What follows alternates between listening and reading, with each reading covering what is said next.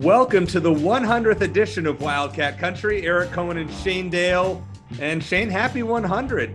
This is quite an accomplishment since you and I started this, I guess the second coming of this podcast. And we'll talk about the history in the second part of our show. It's a guest-less show this week. It's just you and I. We're going to do Buy or Sell, presented by Ice Shaker. And then we're going to talk about just kind of Wildcat Country, where we've been and where we want to go. Just kind of some stories behind it. But Shane, happy 100. It's been a lot of fun. Indeed, happy 100. And so for those who don't know, we started this podcast, Jeff Dean and I, a few years back, I think 2017. It was right before the whole FBI investigation. So that gives you an idea of how long. Fortunately, that's all past us now, right? And we don't have to worry about that ever again. It's like 5 years later, we're still talking about that. Yeah, whoops. But anyway, so we did that. And Eric, you were kind enough to guest host from time to time when Jeff or myself wasn't able to be there. So you got your feet wet there. And then you came up with the idea a couple of years ago. It's like, you ever want to, do Wildcat Country again? I'm all for it. And at first my thought was, we both have full-time jobs. I got a full-time job. At the time we had adopted a newborn, and it's like, are you crazy? But then the more I thought about it, it's like, heck yeah. I wanted to keep tie into sports somehow, because I worked at ABC 15 in the sports department for a lot of years. I moved on into the world of city government, and this was a way to stay connected, really to stay connected to sports and just talk. And the thing I enjoy the most, even though this is a guestless show, like you said, is a lot of times when we have guests on, we're just kind of shooting the breeze. It's not like a straight Q&A. Sometimes it is, like when we're getting educated by guys like Matt Moreno or Adam Gorney, guys who are kind enough to share their knowledge with us. But we've had Scooby right on, and we'll have Scooby on again soon, and Willie Tuitama and some basketball players. And it's just kind of like a roundtable discussion. They're talking about what it felt like to be on the field or on the court or whatever. And we're talking about what it was like to watch them in the stands. And that's what I enjoy the most. We're fans, we try to be objective, emphasis on the word try. But it's a lot of fun. And I'm glad you talked me into doing this again, Eric. And here's to 100 more. And hopefully, I will say this, hopefully by the time we get to 200, we'll have a bowl game to talk about. How about that? Boy, that's a lofty goal right there. That could be a buy or sell question in itself, couldn't it? We'll talk more about the 100th, the 100 episodes, our favorite ones, favorite guests, most awkward guests, because I have a contribution for that, which I will explain. You were not around for that one. Actually, it was the only interview that I've done solo was the most awkward guest. I think I know which one you're talking about, but we'll save that. Yeah. And I'm going to save that for later on. But let's get into a buy or sell, which is presented by our friends at Ice Shaker. Check them out, iceshaker.com. If you're watching the video, Shane and I have our Ice Shakers, and we're going to give away some Ice Shakers to our lucky Twitter followers, a couple of lucky Twitter followers. So Shane will tell you later in the program how we are going to do that. But we're going to make you listen to us for a few minutes until then. So, but don't hit fast forward, because we have a lot of interesting stuff to say. Well, check them out, iceshaker.com. And if you want to get $5 off one of these Ice Shakers, assuming you don't win one, use promo code Wildcat Country, capital W, capital C. Okay, Shane, we're going to get right into it. Since we last did the show, Dalen Terry declared for the NBA draft. Yep. With the declaration that he also can return to school, will not be hiring an agent. So number one in buy or sell, Dalen Terry is not coming back to Arizona for the next season. Buy or sell? Well, before I answer that, do you know, and Bruce Pascoe posted this on Tuesday, do you know how many people have entered their name in the draft with or without the option to come back? I'm going to guess probably in the 200s. 283 as of Tuesday. Okay. Yeah, that's not. They ain't all getting drafted. Picks. Yeah, I'm not. I say this with a mid-range level of confidence, but I'm going to sell. I think Dalen Terry will be back. I think that he's a guy who, not everyone could really do much to improve their draft stock from one year to the next, but Dalen Terry absolutely could. He could have a bigger role on this team based on who's already left. And just the fact that he's going to have another year under his belt, I think he's a classic example of a guy who could go from maybe second round to just borderline, possibly undrafted if he falls low enough, to being a first round pick if he comes back. That combined with the fact that, the whole, our new wonderful world of NIL, I know he's making some side money with, with clothing and some other things. He got some sort of restaurant deal. I forget what it is. I think that will be enough to entice him to come back. Now, with that said, by the time we post this podcast, he could be gone. But I think I would lean toward him coming back. So I'm going to sell that one. Yeah, I'm going to sell it as well. I think Dalen Terry will be on next year's team. I don't blame him for testing the waters. I don't think there's anything wrong with that, Not at especially all. in this day and age.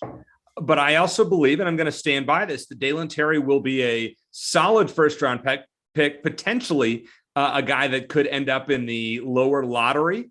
And I believe that he will be an All-American, let's say first or second team All-American next year, assuming he returns. I'm going out on a limb here to say that I'm just really confident. I think the guy is a phenomenal player, and I think he'll be a star. I think he will be more in a scoring role without Ben Mathurin, so that also could help him. Now, number 2, Shane, I'm going to lead right into this one. Fans should be concerned that Tommy Lloyd hasn't yet brought anyone in from the transfer portal, especially with Mathurin and Koloko gone. So of the 100 episodes we've done, and we haven't done by ourselves for all of them, maybe like the last dozen or so, maybe a little bit more than that. This is the easiest sell for me to date. No, I'm not concerned about that at all. And part of it is because of something that Matt Moreno mentioned to us a couple of weeks ago, which is I think Tommy Lloyd has the luxury of biding his time and seeing who's going to be in the transfer portal, because Arizona is a destination. We've seen it already, with high school recruiting. He's picked up right where Sean Miller left off, and he's got a couple of 5-star guys coming in for 2023 and another great international recruit coming in for 2022. I think that the danger of picking guys out quickly for just to say, okay, we got our guys for next season is, well, what if, because people are still entering the transfer portal. Shane Noel just entered. Okay. Today, right? Yeah, we're recording this. As we're recording this on a Wednesday, so Tommy Lloyd, I think, is biding his time, and maybe he even. I'm wondering if he and the coaching staff have maybe this big board of like this wish list of guys that maybe they think are going to enter the portal and they're going to offer to. I think they already have some guys in mind, even though I know it's kind of a tricky situation. So I'm not concerned. I think he's going to fill those spots very effectively. I don't think put it this way. I don't think they haven't filled any spots because there's no interest. That doesn't make any sense to me. Right. I think that they're being very selective because they can afford to be, largely based on what Tommy Lloyd and his team and his staff accomplished in his first season. You said this is the easiest sell that we've had yet, correct? Yes. I'm actually going to buy this. Okay. I know I'm going to, I don't mean to, stir things up here. I'm impatient in general in life. Oh, I am too. I want to see something happen. Yeah. And the concern that I have is I'm not reading guys that are in the transfer portal that have interest in Arizona, where Arizona's in their final 10. There's a guy, I think, from South Dakota State. I don't remember the guy's name. He was a good player. I think he was whatever their conference's player of the year. How do you not consider Arizona? And why aren't we going after a guy like this who's a scorer? So, I mean, I'm not like, this is not like a buy, but like, I'm a little concerned. I will say, if we, meet again in a month, maybe for our 104th episode, and there's still no transfers or even like, strong rumors of a top player transferring, I might waver a bit, but for now I'm an impatient guy too, Eric. I'm not concerned. So that should tell you something. I think they'll be fine. Okay. I just wanted to double check. I just wasn't feeling great about it, but okay. All right. So number 3, Shane, the Arizona baseball team, since during this segment, we like to move around different sports. Arizona baseball team, they won 2 out of 3 against ASU this weekend. They are still in serious danger of missing the NCAA tournament. Buy or sell? I'll sell that they're in serious danger. I think they'll make it. Now, they have dropped off quite a bit in RPI. Yep. They were in the top 10 for a while, and now they're in the 30s. That's a big drop. It's a big drop. And we know, like, you'll compare it to college basketball. You're in the 30s in the RPI. You could be on the bubble. I think they'll be okay. I think that they've hit a bit of a slump. That they took care of business against New Mexico State the other day, which they should. Yep. So they're beating who they're supposed to beat. I think they'll be fine. And then you also have this year, you have the conference tournament, and they have a chance to either win that or at least win a couple more games there. So are they a lock? Like they look like they're going to be a couple of weeks ago? Absolutely not. Are they in serious danger? I would say no. Of missing the tournament, I would say no. I would agree with that. I'm going to sell this one. I think the word serious is over dramatizing it. I think there's a little concern, as you said. Sure. But I mean, still, I think they're 29-13. I mean, it's still pretty good. They're not much record wise. They're not much worse than Jay Johnson's LSU team. Yeah. They had to win that series against ASU though. I mean, ASU is not good. I mean, I would have loved to have seen a sweep, but I mean, The first game could have gone either way. So what a walk off by Chase Davis. That was absolute bomb. And then they blew him out. They blew him out on Sunday. So they took the series. So they did what they had to do. You're taking 2 out of 3 whenever. That's fine. I think they'll get in. It certainly looks less likely they're going to host a regional, much less a super regional at this point, but I think they'll get in the tournament.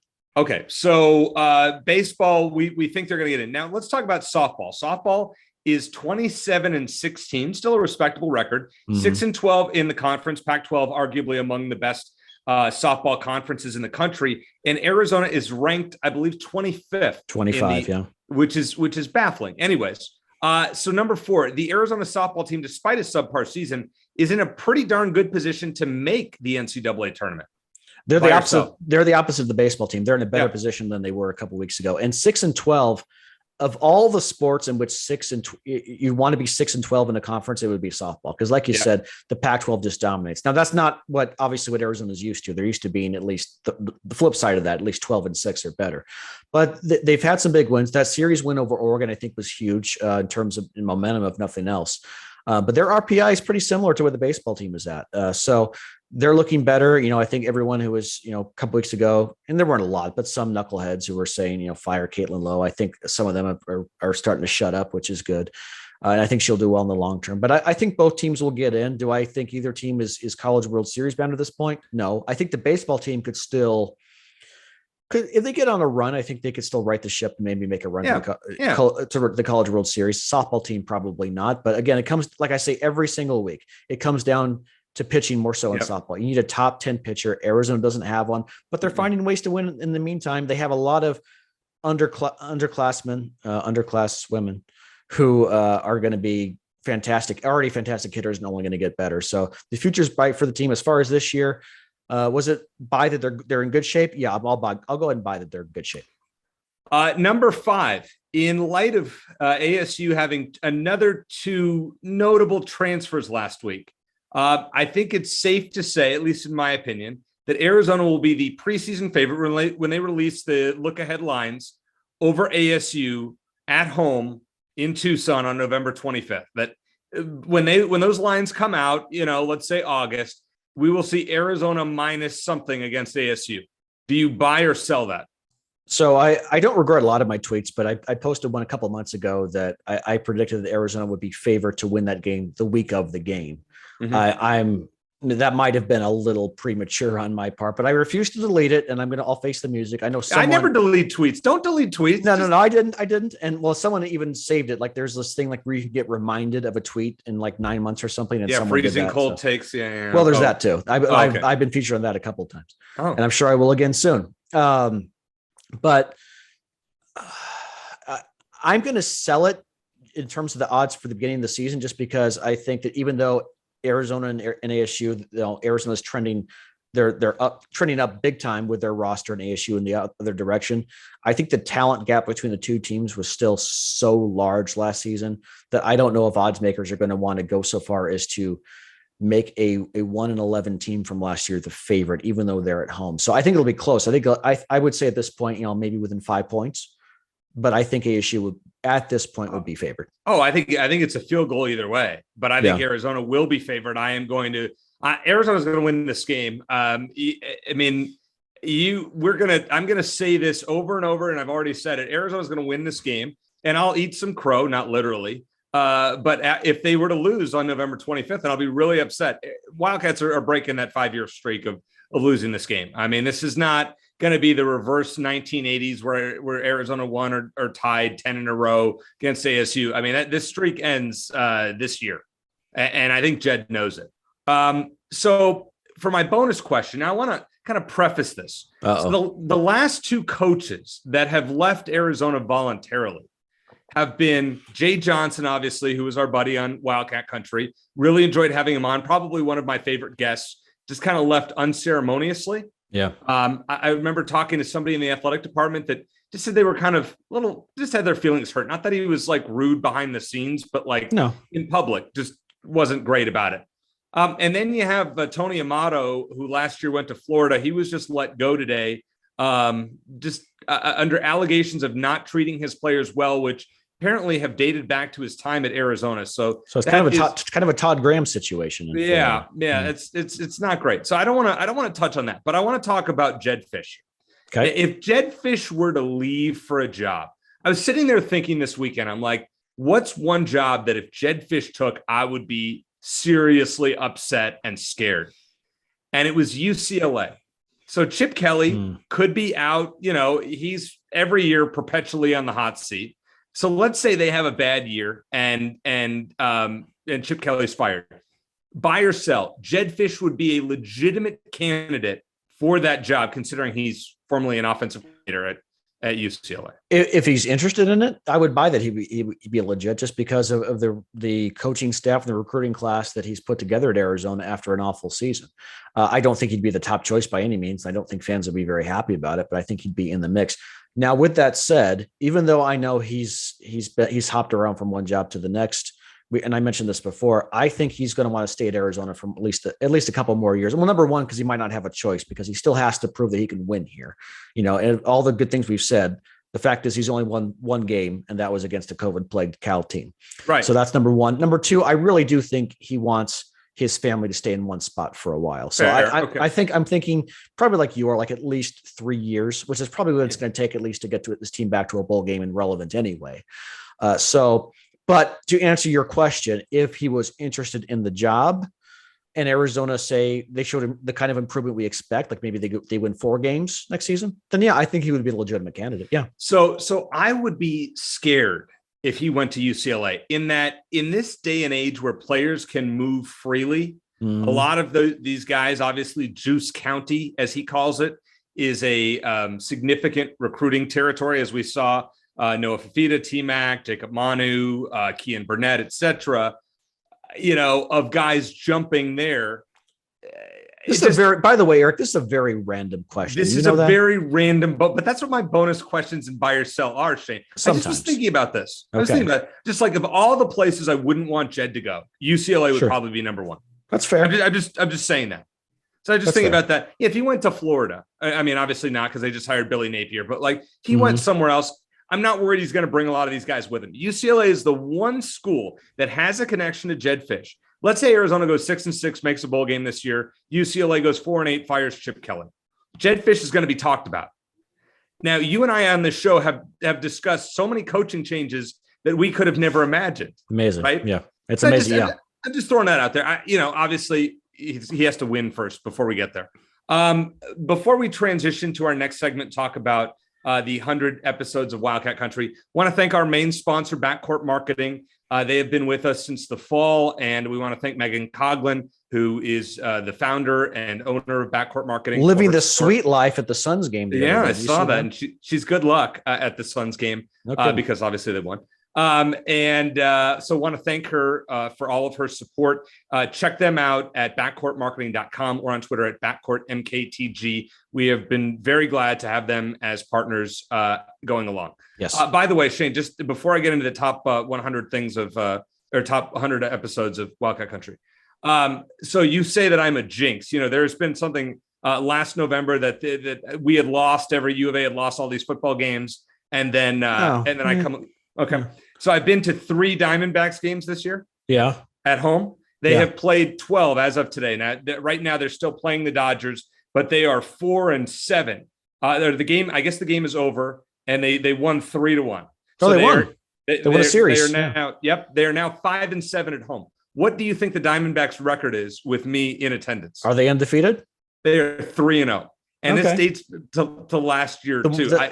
Then why are we record? Why aren't you at the game right now? Why are we recording this right now? Because I'm not a Diamondbacks fan, No, and you're a Cubs fan. Yeah. Okay, Well, hopefully you'll be back there for the Cubs games, and they'll sweep the Cubs as a result. I will be there for some of them, and the Cubs aren't playing very good ball. But yes. So, anyways, I just want to say that I am not bad luck for the Phoenix or Arizona teams. Okay. So I just want to point that out. That is I have to say though that we talked about the Wildcat Country curse, and then and a lot of it has to do with recruiting. We have some Arizona commits on. We had KJ Simpson and some other football players, and then of course they all decommit and go somewhere else. Right. So we have a rule now in Wildcat Country that and it's a rule until we break it that no Arizona commits on unless they have already signed a letter of intent. So that's the new rule. But I have to add the Wildcat Country curse. We had the men's tennis coach Clancy Shields on last week. Very generous with his time. Had a great season, undefeated in the Pac-12. What happens 2 days later? The first round of the conference tournament, they lose. So I don't know. I don't want this to become a thing, but I also want to be transparent about it. I feel bad because I feel like I'm almost responsible for it. And you think about it too. We had Jed Fish on before last season, and they went 1-11. So maybe we, no wonder we can't get Jed on again. No kidding. No. At some point, I don't. Yeah, I'm just saying the Wildcat Country curse is. I don't think it's so much a Cohen curse. I think it's more Wildcat Country curse. But hopefully we break that at some point. So here's my take on Wildcat Country. You had kind of brought this up at the beginning of the show. So I was kind of in between jobs in 2017. Ended up over at 1580 The Fanatic. You and Jeff were doing the show. Somehow I end up on an afternoon show. And I'm like, man, these guys are doing this cool Arizona show. Like, I'd love to be a part of that. I know some U of A things. And, I had known who you were based on, all of the, you're popular on Twitter. And then obviously we had a mutual coworker that Craig Fooey, who was with you at ABC 15 and with me at Fanatic, was doing a show. And so getting to know you, and I was like, oh yeah, he's cool. Not just his Twitter feed's cool with a lot of people. A lot of people would disagree on your take about my Twitter. No, feed, I appreciate that. But see, you're a very well-known Arizona Twitter feed, regardless outside of U of A. Suns, Cardinals. I mean, you opine on plenty of Arizona. I whine about all the teams a lot. Yeah. When I'm talking to random people, I'm like, hey, do you know Shane Dale? Like, oh yeah, I know who he is from Twitter. I mean, you got yeah. So I got a chance to know you and Jeff. I hadn't obviously met Jeff beforehand. I had known of him as an Arizona sports on-air personality radio before then, and getting a chance to interact with you guys and then fill in on the show. And as my time in radio, I was like, all right, it's time to try something a little bit different. And you had mentioned you were leaving TV, and to be able to reincarnate this in the fall of 2020 or in August of 2020. And I remember it was kind of my idea. I think it was in like July before I had left radio. I was like, all right, Shane, we got to do this. And I'm thinking, this is a shot in the dark. There's no way he's going to say yes, but it's worth a shot, right? Like I'm going to take a shot at this. Yeah. Well, and the pandemic as well. I mean, right. we started this podcast again when we didn't know when there were going to be sports again. We thought there wasn't even going to be a football season. And we did 2 months of it, almost 3 months of this with nothing. Yep. With no sports. Like we had no idea, anything. What did we talk about? How did we do that? I think it was hypotheticals. Like I know we had some great guests. We had Rich Rodriguez and Scooby Wright and a bunch of other guests on, but like I don't even remember like what did we discuss for an hour when there were no sports going on? I really don't know. There was 3 months of that where you think about like in the summer here, all right, things are dry. There's no Arizona sports teams that are playing. But then you think about what we did from August 2020 to October, where there was nothing going on. I mean, there was no football started at the end of October. Actually, I believe the first week in November. Yeah, it was late. Yep. Yeah, because the territorial cup game, which we don't want to talk about, but that was a December territorial. Right. Cup it was game. It was like the second weekend of December, something like that. So it was a very strange time. The other thing about this show is since Shane and I have been doing this, we've had a bunch of coaching changes: football, basketball, baseball, softball. So how many schools in the country have replaced all four of those coaches in the last year and a half? I would say it was like a 4 month span, wasn't it? Because Kevin Sumlin in November or December. Right. Because that was the year that the ASU game was December there. And then Sean Miller was in March or April. Was it? Yeah. Jay Johnson was in June.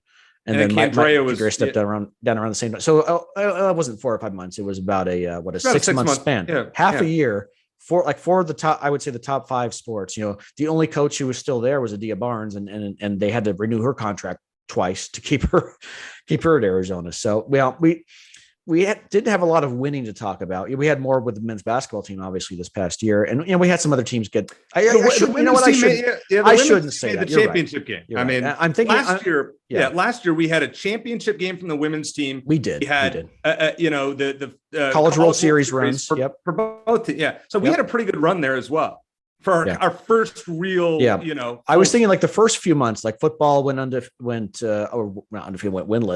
And then the men's basketball team, they did okay. They weren't a contender, and then they got banned from the postseason. Self-ban. Self-ban, yeah. So we didn't have a tournament to talk about, but yet we still had a bunch of stuff to talk about because there was always news away from the game. And then, of course, the women's basketball team came in and gave us, I think, like I said at the time, the women's basketball team gave us all some therapy because it was a rough few months or years, really, of Arizona athletics. And then, of course, the baseball team and the softball team both get to the College World Series. Some other teams did great, too. The men's tennis team, like we just talked about, had a deep run. So there was some pride restored in being a Wildcat. Not that we ever lost it, but it just reminded us of why we fell in love with Arizona athletics in the first place. And I'm still going to stand by what I said last year is I believe that 70-7 was the best thing that could have happened to Arizona's football program. I would have preferred that not happen. Well, I agree. But in the long term, I'm saying, okay, I think it was the best thing that could have happened. You got rid of Sumlin. You brought in a guy, an energetic guy in Fish that we all doubted. Remember, we would have, former players on when Joe Salavea it was Joe Tafoya. Sorry, Joe Tafoya came on with us. And when we asked him a couple times what was going on, he wasn't real happy about it. We had Willie on. He didn't know anything. And then Jed really won everybody over. So it's just kind of been crazy to see how that's happened. All right. So a couple things I want to go over. First of all, your favorite episode that comes to mind of Wildcat Country that we've done out of 100, including live streams after games. What's your favorite episode that stands out? Boy, I wish I thought of this ahead of time. The one that comes to mind, and there's a bit of recency bias, but talking to Steve Spurrier, that was something else. And Casey Jacobson on that. That was a great show. That was a great show, and everyone should listen to it. Everyone. But just to get his, and for those who don't know, the reason we had Steve Spurrier on was because he was coming to talk at Jed Fish's coaches clinic. Because Jed Fish had worked on Steve Spurrier's staff and got his starting coaching way back in the day. So that was the tie-in there. And then Casey Jacobson, who was one of my favorite commentators for Pac-12 Network and Fox, and getting some insight from him on the going into the NCAA tournament. And at the time, that was a great show. I love some of the random guests, like Steve Spurrier and then Wilton Spate. I thought that was awesome. Because I was trying to think, how can we learn more about Jed Fisher? How can we come up with some positives? Because we were not happy about that hire at the time. And I was trying to think of some of his former players, and Wilton Spate, who Jed Fish was his quarterback's coach at Michigan. And I looked up, let's see what Wilton Spate has had to say about Jed Fish. And he sung his praises on Twitter as the best coach I ever played for or whatever. And so I actually reached out to, of all people, Rudy Carpenter, who I interviewed back at 15, and I like, he's a good guy, even though he's an ASU guy, and said, hey, do you happen to have Wilton Spate's number? And he was able to get it, and we had Wilton Spate on. So that was a good guess. Yeah. Great guess for sure. Obviously having Jed Fish on before last season, hopefully we'll have him on again. The previous version of the show that Jeff and I hosted, we had TJ McConnell on, which was awesome. Dusan Ristich as well.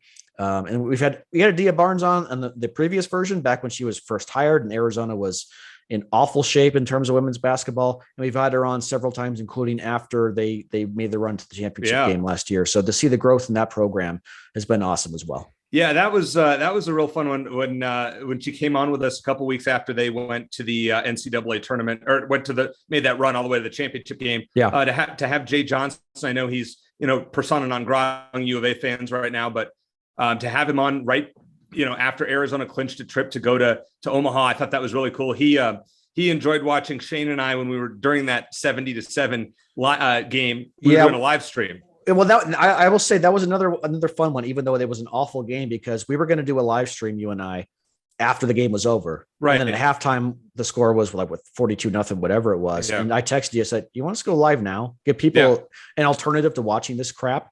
And we did. And I think that was one of the reasons why we got a boost in followers or listeners, because Jay admitted it. Yeah. We had that. And like, since then, and we got police car, you probably hear out something. But since then, we got a boost. I mean, we're still not, we're not quite Pat McAfee or any of those guys, but we that helped. And so I think we like to celebrate and we like to commiserate together. Yes. And we'd like to give fans an opportunity to do that with us, because we're fans as well. Yeah. And we thank you guys for listening to us, obviously, for downloading every week, for watching the videos. I mean, Shane and I do this as a labor of love.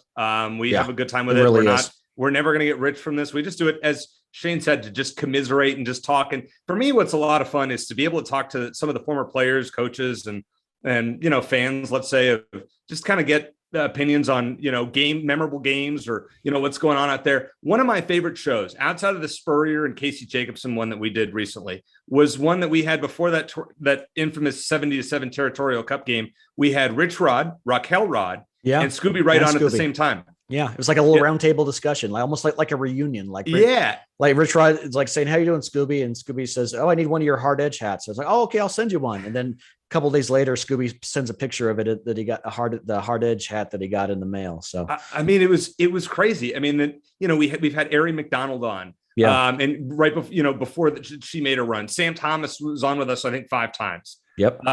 We've had just. So what I would always do is I would take screenshots of all these guests before we were actually doing the video version of this podcast. So there's video proof. There is. I think the coolest ones for me, being that I'm a football guy.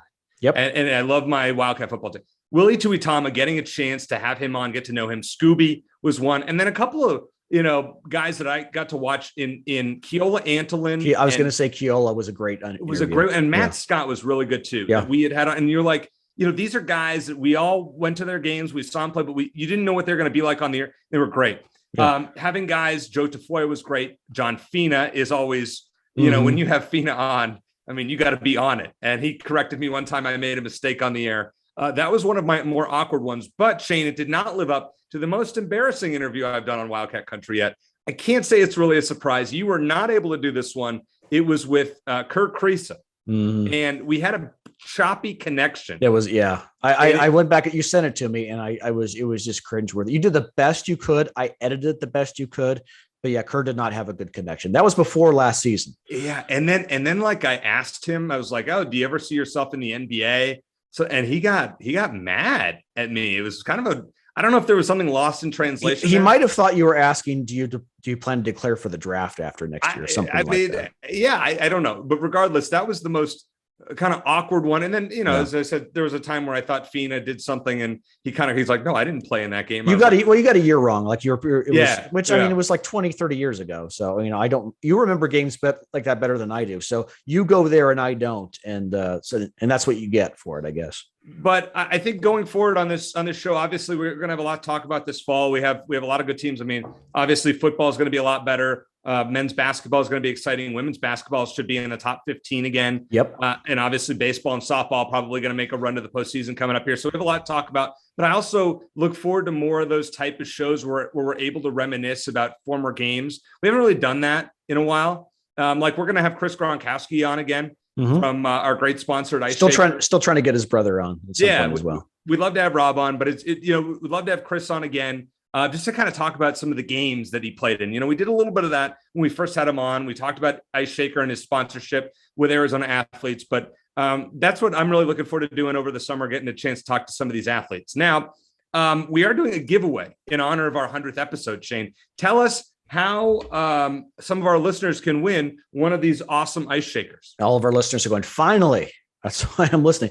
So real simple. We're going to post a link to this episode on our Twitter page. It'll be pinned on the top. All you have to do, make sure, number one, you're following at Cat Country AZ. Number two, reply to that tweet. We're going to ask you, just tag your favorite guest, tag your favorite Wildcat Country guest of all time. So number one, follow us on Twitter. Number two, reply to the tweet I mentioned, that pinned tweet that's coming up, by tagging your favorite person. And you can, if you want to, explain why it was your favorite episode, whatever. But do that. And then what we're going to do is a couple of days after that, I think people, give like 48 hours or so. And I'm going to do this put everyone's Twitter handle into this randomizer. I'm going to record it, so it's on the up and up. I'm going to do it on my computer, and we're going to give 2 people a free Wildcat Country logoed ice shaker. We just need your address. We'll reach out to you and take care of all of that. So real easy to do that. Follow us on Twitter, reply to the tweet, and you'll be entered to win. Pretty easy. And to get one of these things, trust me, they're the real deal. If you haven't gotten one yet, just once again, I want to thank the people that have sponsored us throughout, obviously Backcourt Marketing and Megan, who's been a loyal sponsor to us, Ice Shaker and Chris Gronkowski, who continues to sponsor the show weekly. And our friends at Just Sports and Zach, who was able to get Shane and I some merchandise. Check them out at shopjustsports.com. And I believe that discount code for 10% off site wide is Wildcat Country, all caps. So check that out. Yep. Still should be active. So we've been very fortunate to have some good sponsors, but most importantly, thank you guys for listening. We've had a great time doing it. It's always fun having, as Shane said, guys like Matt Moreno, our buddy Jeff Dean, when he's come on with us so many times. I mean, those are probably the two most popular guests as far as the amount of times that they've been on with us. But we've just had a blast with it. And we thank you all for listening. It's just been a blast, and we're going to keep it going as long as we can. And thank you guys. It's been fun. Thank you, Shane. You've been, it's like therapeutic, when you, after a bad loss, like we get, and we can sit down and talk about things, and it really has been that kind of like a therapy, especially for that ASU 70-7 game. So, right. I mean, it's truly an honor for me to be able to do this on a weekly basis. And, I will make one more bold prediction, Eric, before we go. Okay. Before our 200th episode, Arizona will be back to a bowl game.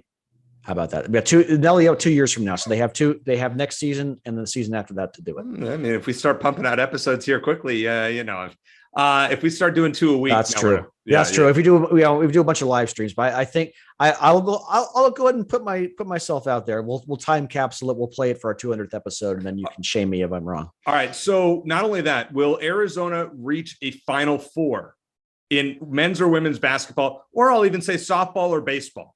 Those 4 sports, will they be in a Final Four by the time I was getting ready to say no, and then you throw in softball and baseball.